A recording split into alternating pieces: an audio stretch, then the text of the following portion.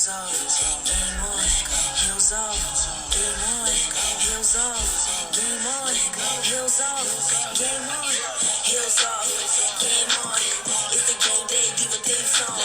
Heels off, game on. It's the game day diva theme song. Make some noise if you ready for the stat. Make some noise if you ready for the chat. It's your game day diva.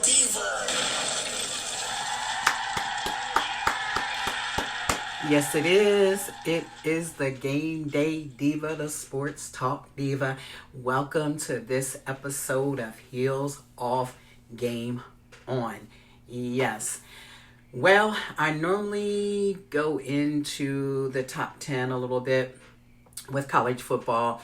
Not going to go over that today. Ohio State's been holding that number one spot. Indiana's two, so on and so forth. But Ohio State, I recently got into a little debate with a gentleman who is a college football fan who thinks, hey, Ohio State is not that team. Yeah, they'll probably take the Big Ten, but will they win it all?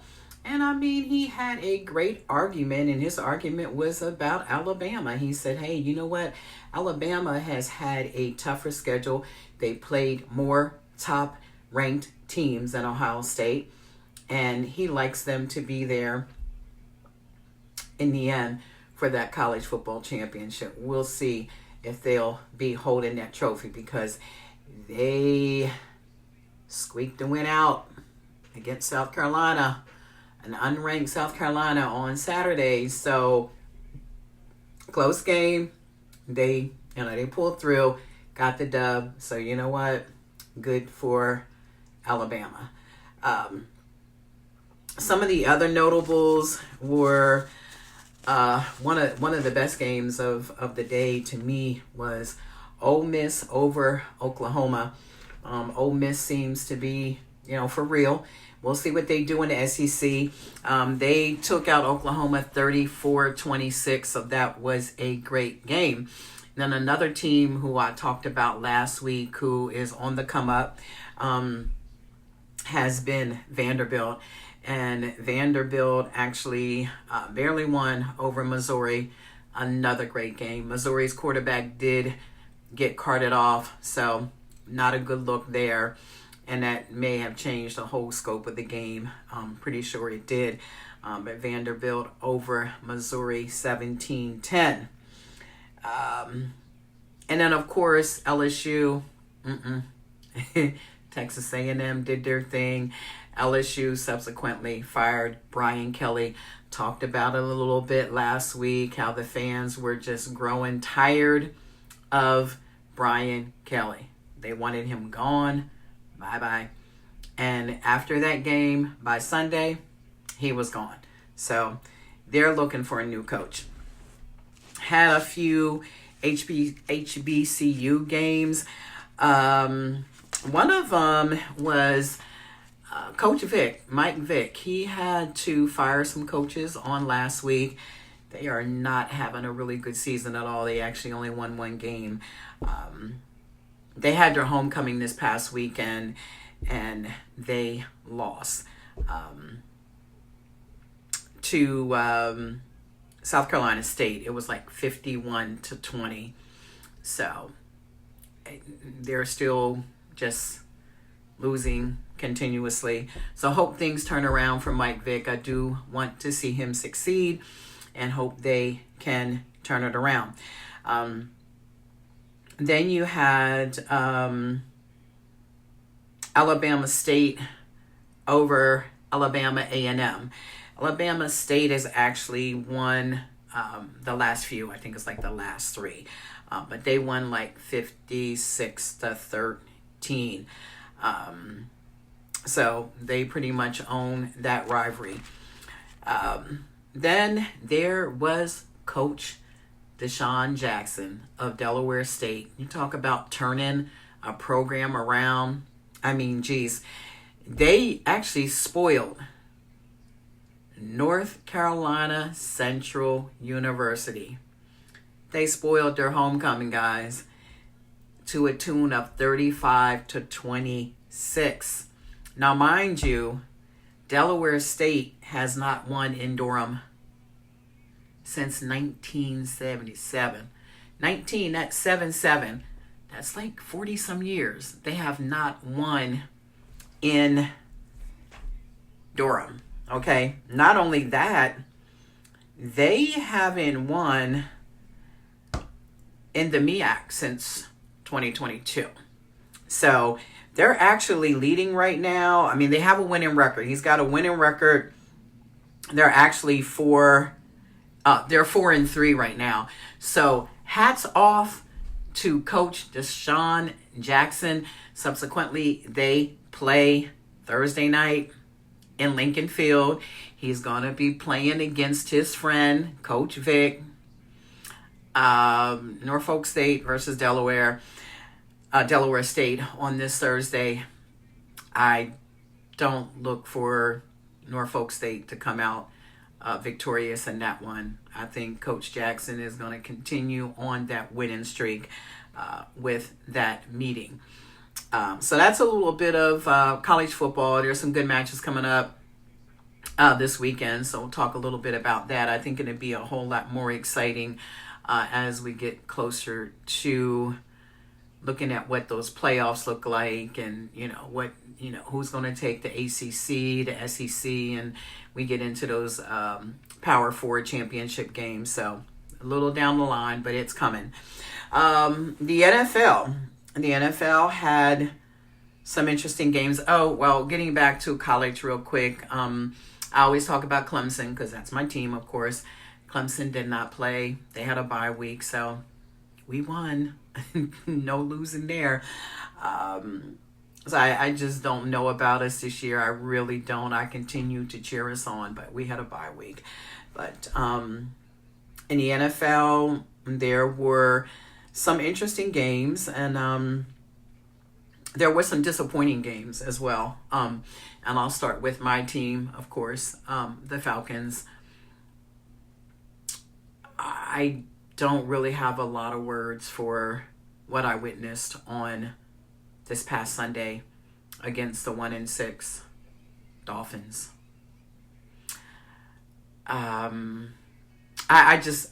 don't even have a lot of words. I mean, I thought about just putting something out on Sunday when I got back after that game. Once again, I'm a season ticket holder, so I sat there and I watched it. I really thought that we would get back on track from the 49ers loss. So I was feeling good. I was hyped. We always have a great pregame.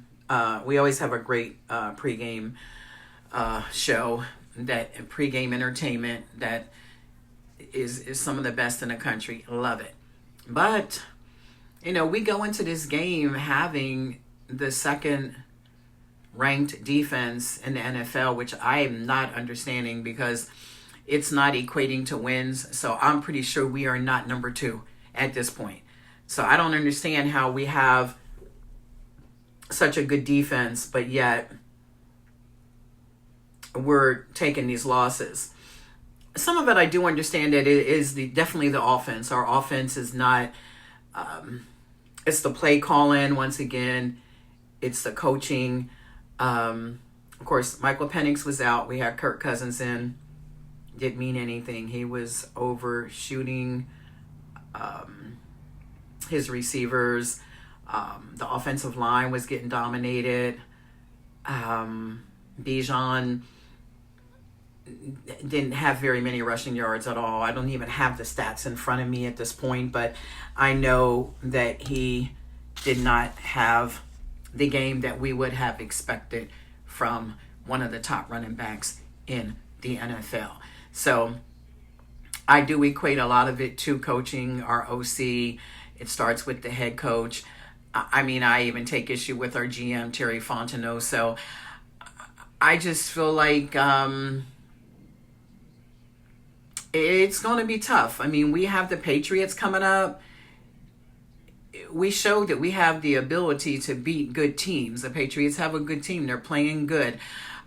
We can beat them. we know we have the talent to beat them. Michael Penix should be back. Hopefully Drake London's back. And I don't know about Diablo on defense, but we can go in there and we can beat them. So I'm not giving up, but I am not. I repeat, I am not feeling hopeful about this team, our playoff chances. Right now, if the season went in, I mean, like, we literally have a 16% chance of making the playoffs. If the season were to end today, we would not be in the playoff hunt. We wouldn't be in the playoff picture. So that's pretty disappointing. But as it is right now, and the number of games that we have left, we've got a 16% chance of making the playoffs. Of course, Tampa Bay leads our division, which I really do feel like Tampa Bay is the best team in our division. I always pull for the Falcons, and I'm like, yes, we're going to take the NFC South, and I'm psyching myself up, and I'm optimistic, and I'm hopeful, staying positive. But the reality, I think reality sets in, and you say, you know what, we're not the best team in NFC South. I don't even know if we'll beat the Panthers again. We have a couple other opponents before we meet the Panthers, but on November the 16th, we meet the Panthers at home. I don't know that we beat them. I hope that we can, just because we lost 30-0 in Carolina. And that was just a horrible display of, it was bad. It was just bad. And everybody that saw it knows it. So I don't want to go back to that. I don't even really want to go back to what happened with the Dolphins, because I am a believer in just KIM. Just keep it moving. We just got to keep it moving, move forward. That's all we can do in life. And with this game, you just keep it moving. So, hopeful that we can get the dub against the Patriots. I was very happy for the New York Jets. Justin Fields showed a lot of class, a lot of character. They just have one win, but he was so happy to get that win. When he did his press conference, I mean, he pretty much poured his soul out as to how he was feeling emotionally, like mentally, spiritually. He just showed real class. And the way the owner, Woody Johnson, just, slammed him like he's a horrible quarterback, Justin responded with a lot of class. And he's a good quarterback. He is not a horrible quarterback. But I was happy for them to get their first win. Some of the other notables, of course, the Packers and the Steelers played on Sunday night. And, of course, it was, Aaron Rodgers playing his old team. And,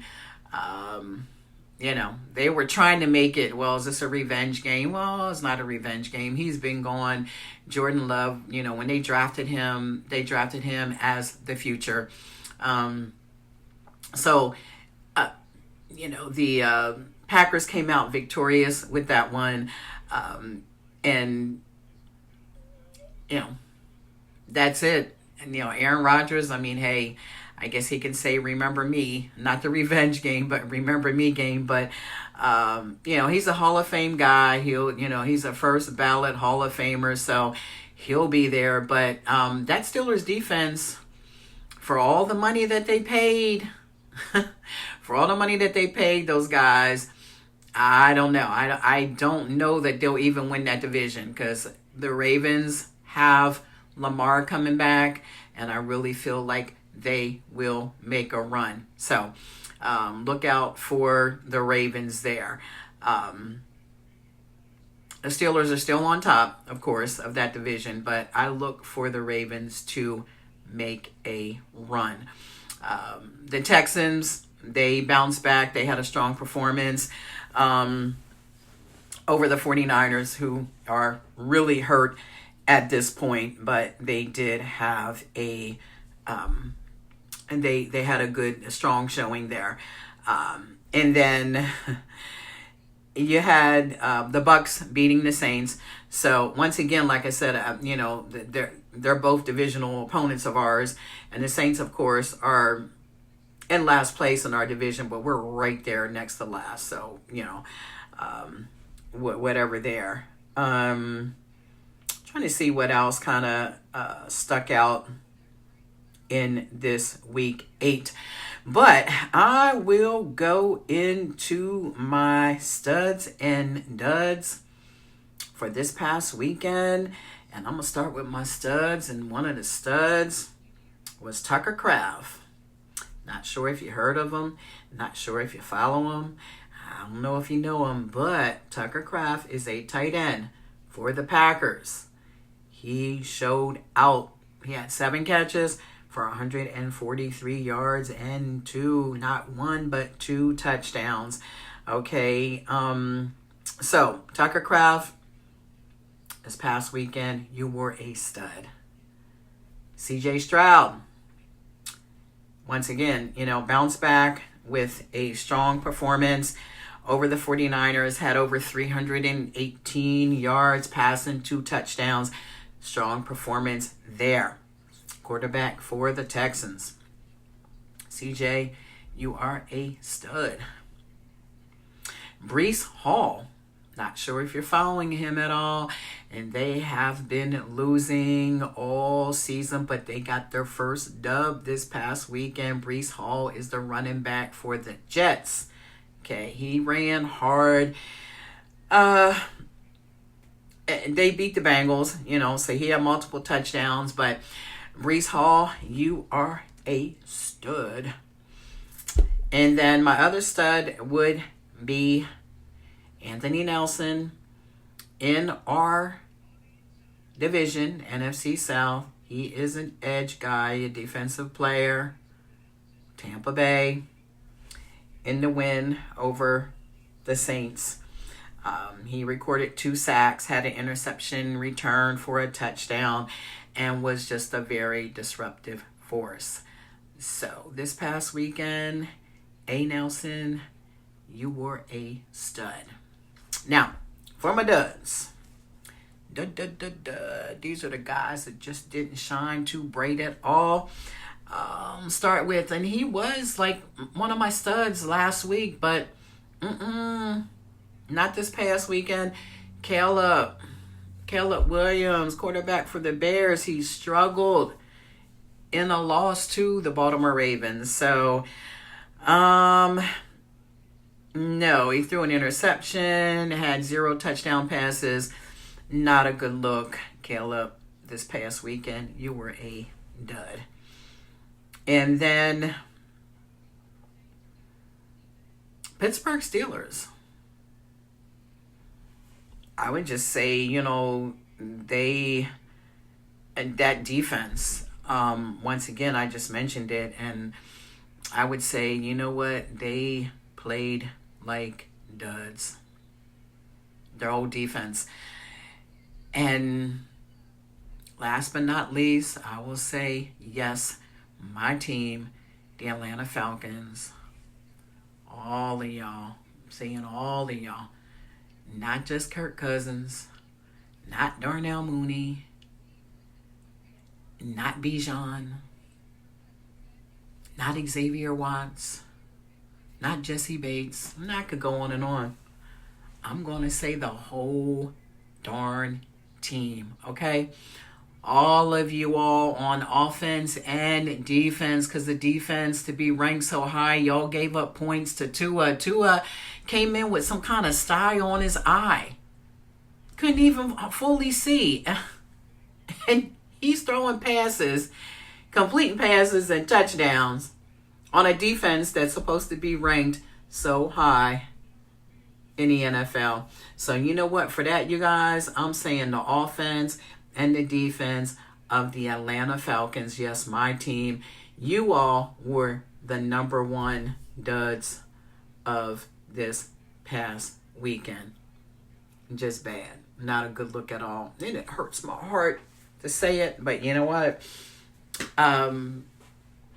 That's just how it was and how it is. That's the way I see it, okay?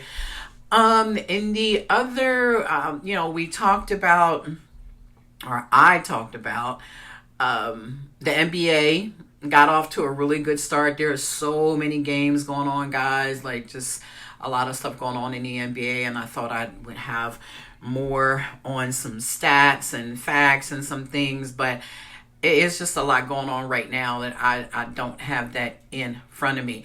I have been following the World Series only because we're talking about this as the championship. The NBA is just starting, and we got a long season. Like I said, we're going to go until June with the NBA, and we'll find out who the champion is in June. So I'll give some more highlights and stats and facts in the NBA as we go along. I know Austin Reeves for the Lakers scored 51 points the other night. 51, 5-1, Austin Reeves, okay? Wemby has been playing lights out, dunking over folks, doing all kinds of exciting stuff. So there's so many games on pretty much a couple of days a week. The Hawks started off with a loss, and then they got a win, and so on and so forth. So I'll touch on the NBA as the weeks go on. But for right now, it is about the World Series, because the World Series is, it is popping right now. Toronto took the first game. The Dodgers took the second game. And last night, the Dodgers had a walk-off home run by Freddie Freeman. Now, of course, Freddie used to be here with the Braves, and we sure do miss him. But they're up right now, so they're up. They're leading that series 2-1. But Toronto Blue Jays have been given they have really been fighting, and I think they really want it. But I don't know, something within my spirit says the Dodgers are going to end up being back-to-back champs. So I don't know, but I'm going to keep a close eye on that. It's been a great series, very entertaining. So we'll be keeping an eye on the World Series. But that's it for now, guys. It's a wrap. And until we talk again, have a blessed week and be victorious in all that you do. Take care.